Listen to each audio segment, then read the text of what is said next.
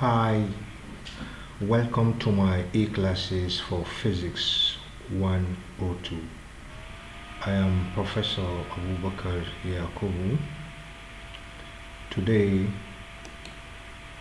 our lecture title is Electric Flux and Field, and we'll go straight to the business of the day. We'll start by asking ourselves what is Gauss theorem.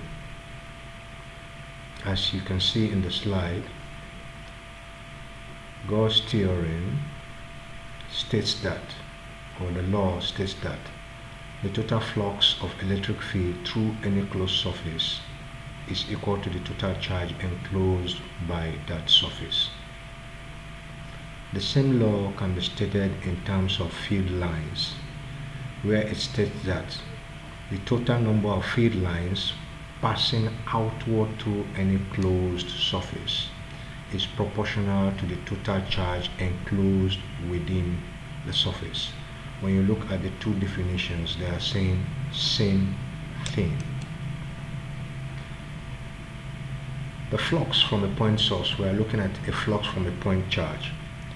The flux from a point charge is given as F, representing the flux. In some textbooks it will be written as psi.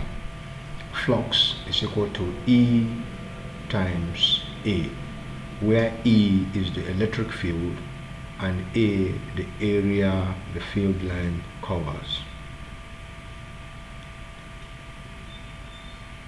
So it automatically means that the flux is electric field times area of whatever material you're dealing with. So considering a sphere of radius as shown in the slide, the flux for the sphere is the same formula we've just studied earlier, where flux is equal to E times A. But the A is the area. So for a sphere, which is a circle, the area for a circle is 4 pi r squared. And that is why you see here where they stated that flux is equal to E times A now becomes E times 4 pi r squared. Well, because the area of a circle is 4 pi r squared. It then means that our flux is equal to, remember, the electric field intensity in our former lesson is kq all over r squared. The value of k is 1 over 4 pi e naught. So 4 pi, the electric permittivity of the material, times the area of the sphere. Do the simplification out, you are going to end up having flux equals to charge divided by permittivity. This is what we call Gauss theorem. So outside a charged sphere, what if we are dealing with a sphere but the charges are outside the sphere, just as it is demarcated here? You find us showing the charges outside the sphere. Inside the flux you have zero electric field intensity, but outside the sphere we have charges. So what would that be? We have established that force is charge divided by electric field, and we also know that flux is E times A, where the area, because it's a circle, is 4 pi r squared. So if you put that value, flux equals to charge times E, and we know the same flux is E times that area equals to Q times, and therefore the electric field intensity for a charged sphere, and the charges are outside the sphere, the electric field intensity is charge divided by 4 pi e r squared, where the E is the permittivity, don't forget. But inside the charged sphere, electric field intensity is 0. How about that of a charge plane conductor? Just a charge plane conductor. It's the same theory all over. It's the same flux, which is the electric field intensity times the area, which is equal to the charge inside the surface of that conductor divided by the permittivity. In this case, E times A now is equal to the charge. Rather than having the charge here, we're going to have the charge now is equal to the conductivity of the surface times surface density of the surface times the area, because there is going to be surface density due to the charges. So now the charge here is equal to the surface density times the area of the density divided by permittivity. When you make the electric field intensity subject of the formula, you end up having E equals to the surface density divided by permittivity. That takes you to the first calculation on this topic.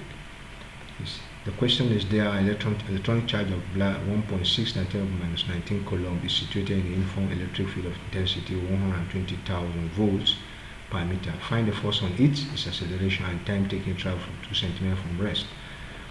Bring out the data in this question. Charge is given, electric field intensity is given, the mass of the electron is given, the initial and final velocities are given, because they say it started from rest, so the initial velocity is 0 and the final velocity is 2 cm. However, we need to convert the 2 cm to meter.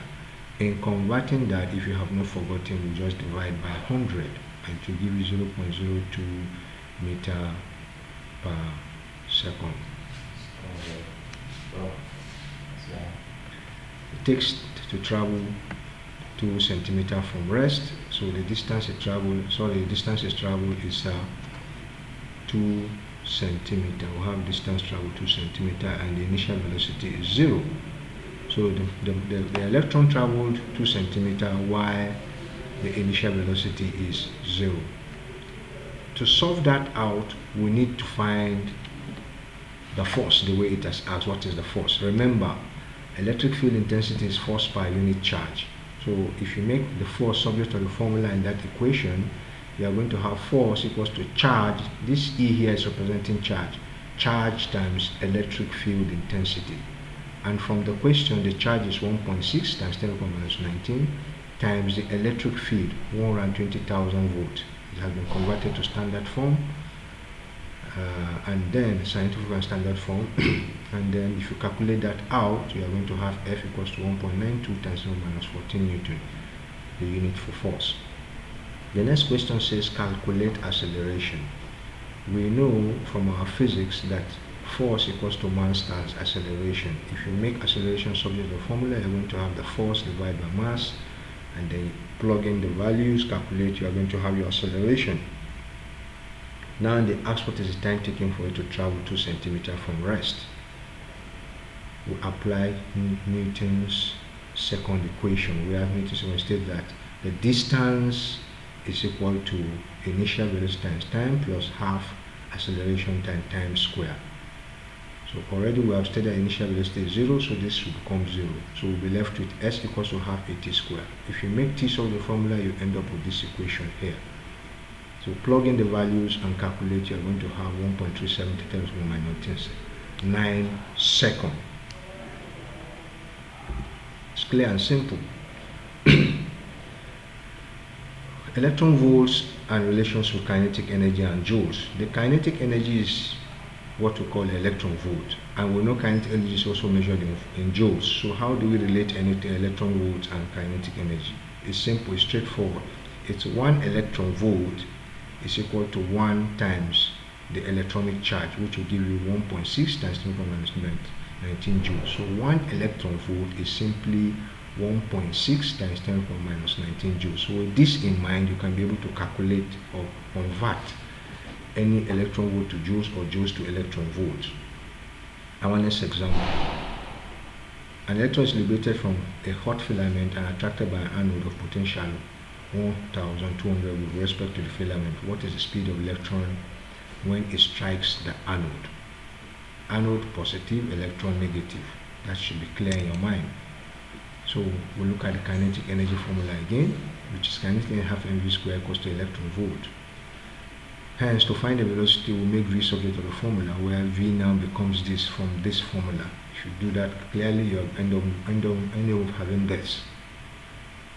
Plug in the values. It's 2 times the charge. This is the charge then times the voltage, and then divide by the mass. Do the calculation out, you end up with this. This is simple and clear, and I hope this short video will guide you when you read your materials. Just the video is for a guide. When you read your materials, refer to the video for some references if you want to. For any question or further questions or understanding any question, please send to my e-portfolio, and answers will be provided in due course.